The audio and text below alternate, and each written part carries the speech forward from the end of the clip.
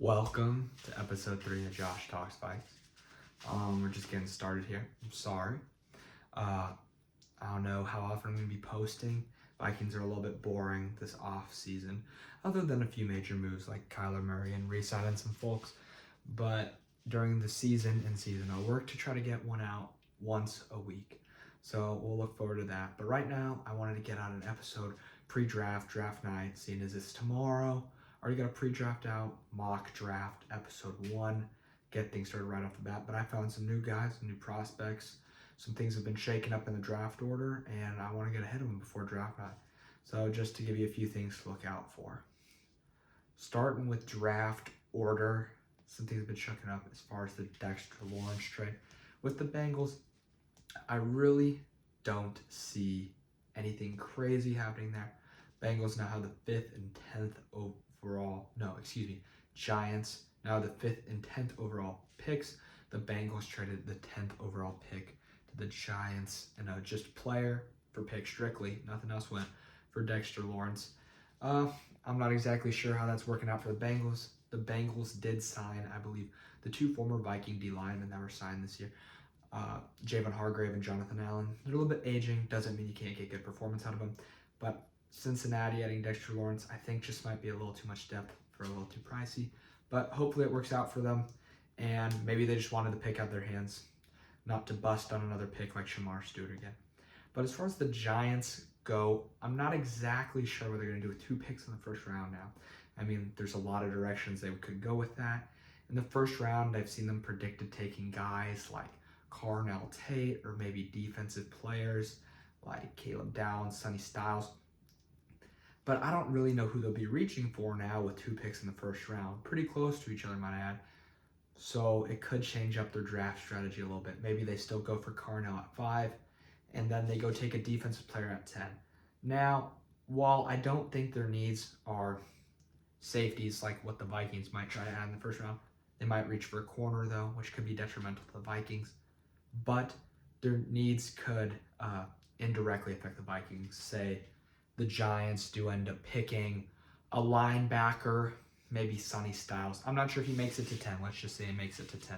But whoever wanted to pick Sonny Styles, he's now off their board. They're looking for a different guy, probably someone defensive. They go, oh, we're going to take Dylan Thieneman now.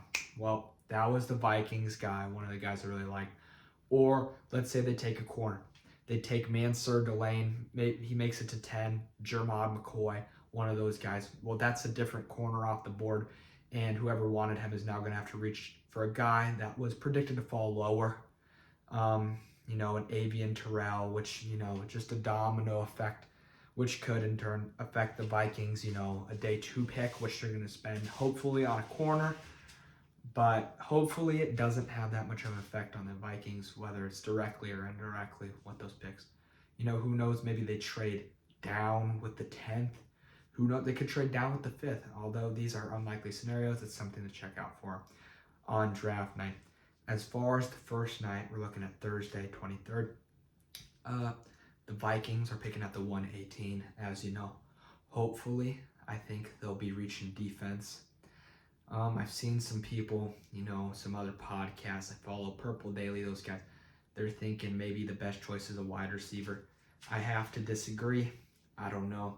I really don't agree with that. I really would not want to see the Vikings take an edge or wide receiver. It'd break my heart. Now, while I'm wearing Jared Allen jersey, a really good defensive end, he's a testament to what you can find in later rounds. He was taken pretty late. He might have been in UDFA. I can't remember off the top of my head, but he's their latest Hall of Famer, one of my favorite Vikings players of all time. But I would not want to see the Vikings reach for an edge first round. Maybe an inner defensive lineman, but I think there's a lot of edge talent. There's no one that stands out. Obviously guys like Ruben Bain, David Bailey, Avril Reese. After that, I think the class falls off a tad bit, but I think there's a lot of, good mid-talent depth that is going to fall to later rounds that the Vikings can capitalize on instead of looking edge the first round, first 2 rounds even. Vikings have some good edges. Dallas Turner's been picking up, been heating up past couple years. Was skeptical about what they did with them trading up for him in 2024, but he hasn't turned out to be that bad. He's been producing. and he can be an off-ball linebacker as well. Picked off Geno Smith in a later game in 2024. That was good. And, Andrew Van Ginkel, what a dog, has an eye for the ball, real ball hawk as an outside linebacker. A lot of interceptions, a lot of pick sixes, and some real hard hits, especially on Jahmyr Gibbs. Well, the game did not turn out that well in Week 17. He really knows how to lay the boom. And Jonathan Grenard, has a knack for getting to the quarterback. So I don't think we need to reach for an edge as far as wide receiver. I mean, you know what we're doing there. Justin Jefferson, Jordan Addison. Well, the wide receiver 3 spot, is something that needs to be filled. I don't think it's a, day 1, day 2 kind of pick. Maybe in the 3rd round, there's 2 third-round picks, you go reach for a guy. But I think there's some talent in later rounds. Ted Hurst, Skylar Bell, guys that can be capitalized on a little later. Instead of guys like Jeremy Bernard. I understand he's a great guy out of Bama, but I don't think we need to reach for him. I've seen him predicted 2nd round, and some even say to the Vikings, but I don't think it's something we need to reach for. Wide receiver 3 talent, they say we need to fill the hole. Jalen Nailor was a 6th round pick, and he performed extremely well, just as a testament to how well later round picks can produce. As far as some guys that I think I have my eye on, that the Vikings could potentially look out for, I think would fit the Vikings schemes very well. I got a few right here that I would not mind them taking. These guys aren't, 1st round picks. They're probably day 2, day 3 kind of guys. I don't think a whole lot of them scratch the 2nd round. Probably none of them off this list. I'd say 3rd at the earliest past that. If teams are really reaching. But I think these are guys the Vikings could look into. I really think they are. First off, phenomenal linebacker, middle linebacker, Jacob Rodriguez out of Texas Tech. I mean, he's kind of old, at least 24, but linebackers don't need to be all that young. Their prime does stretch. We've seen guys like Levante David, Bobby Wagner really drag their primes, across a long period of time. Eric Kendricks, he played for us for a long time, played at a high level. I believe he went to the Chargers after Vikings, then the Cowboys, where he played with Zimmer again. And I believe he was signed by the 49ers later in the season. I do believe he's a free agent now, though. But Jacob Rodriguez, great measurables, big guy, real knack for the ball. A whole bunch of forced turnovers this year. I believe it was 17, 14, something like that. That's as much as whole teams, and he was doing that. Bednarik Award winner. So I really think he's got it in him. I think he's a day 2 pick, probably 3rd round. Maybe he scratches 2nd. But I think he's a good guy Vikings could look out for. I mean, as far as linebackers, we don't really need to do much there. Re-signed Eric Wilson, was playing out of his mind last year. He was an older dude. I hadn't seen him play for the Vikings a little bit. I was skeptical, I will say that. But he had one of the best performances out of a true middle linebacker in the NFL last year. Real good for us, a lot of sacks, especially against the Lions. Week 16, might have been 17, the Christmas Day game. That's when it was. And, real knack for some fumbles. Ivan Pace re-signed. I really want to see the Vikings use him more. I remember his rookie year when he wore number 40, had the cowboy collar, looked like a real badass. He had one of the best coverage rates as far as linebackers against tight ends, slot receivers. Wasn't allowing a lot of receptions, getting some knockouts, pass breakups. I really like him. Think they utilize him a little bit more. He's a pretty young guy, and I'd like to see him hit the field. Blake Cashman, need I say more? Great guy, great tackler.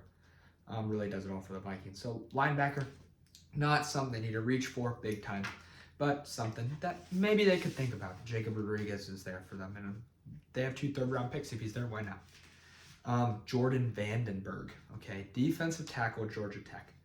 He spent 3 quiet years at Penn State.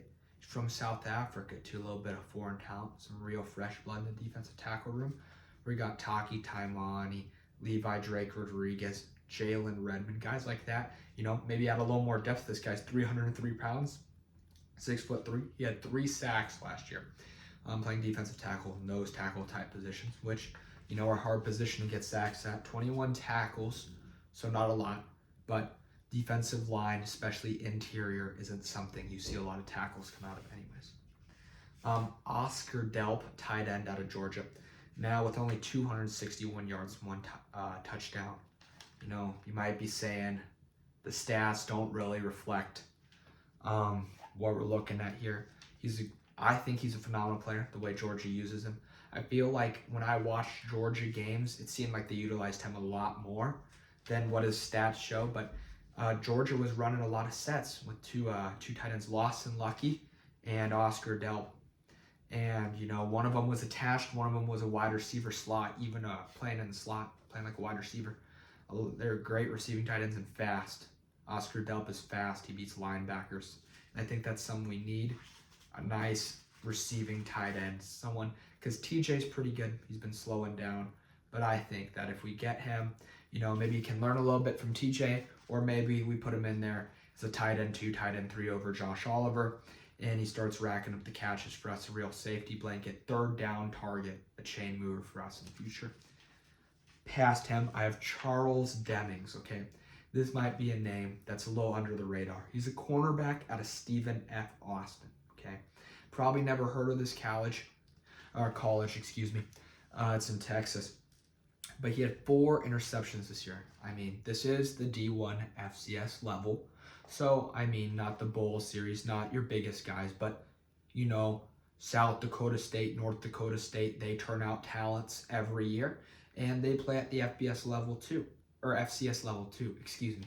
But they're really competitive teams. I believe North Dakota State's moving up to Division I FBS this year. But Charles Demings, great guy, great measurables, lengthy corner, 6'1" and a little more, pretty fast. I believe he posted a combine time, 44 threes. Great guy, great measurables, very athletic. I think a lengthy corner is something we could add.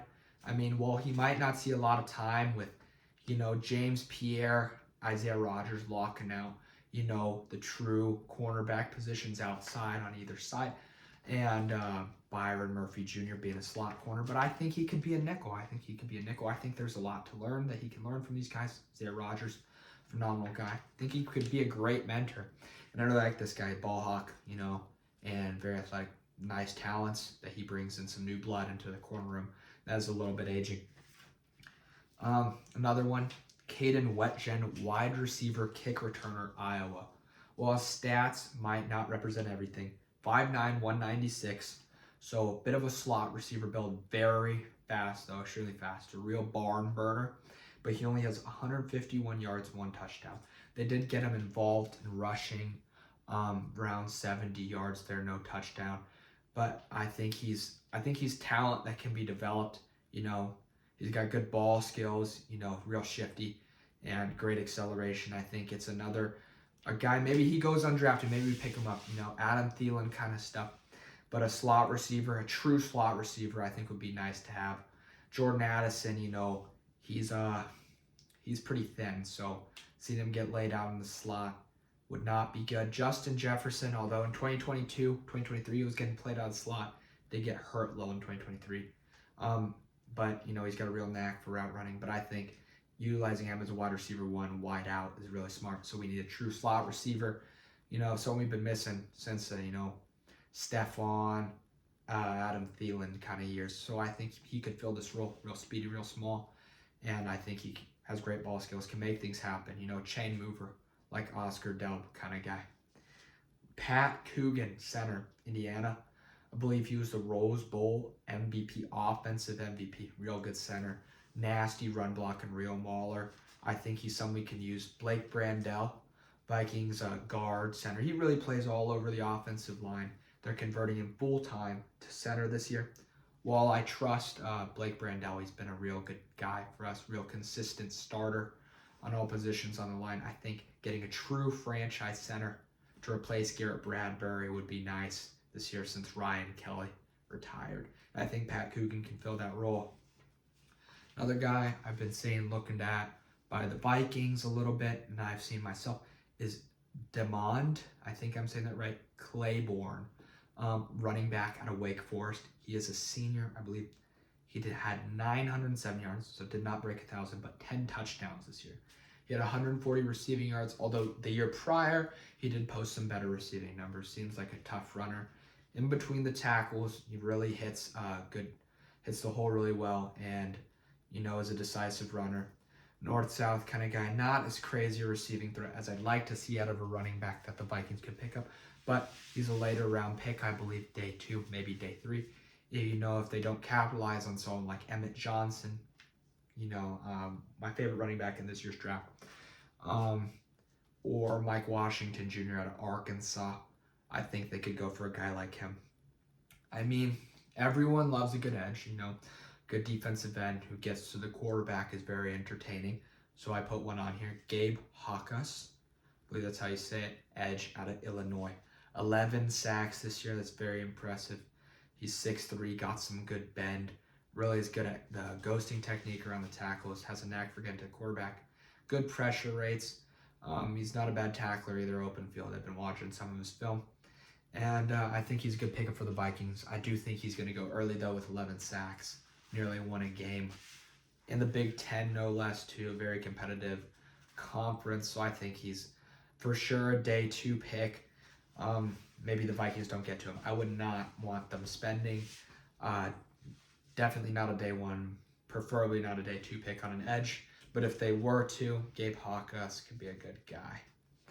Jeremy Bernard, like I said earlier, he'd be a day 2, probably a day 2 wide receiver.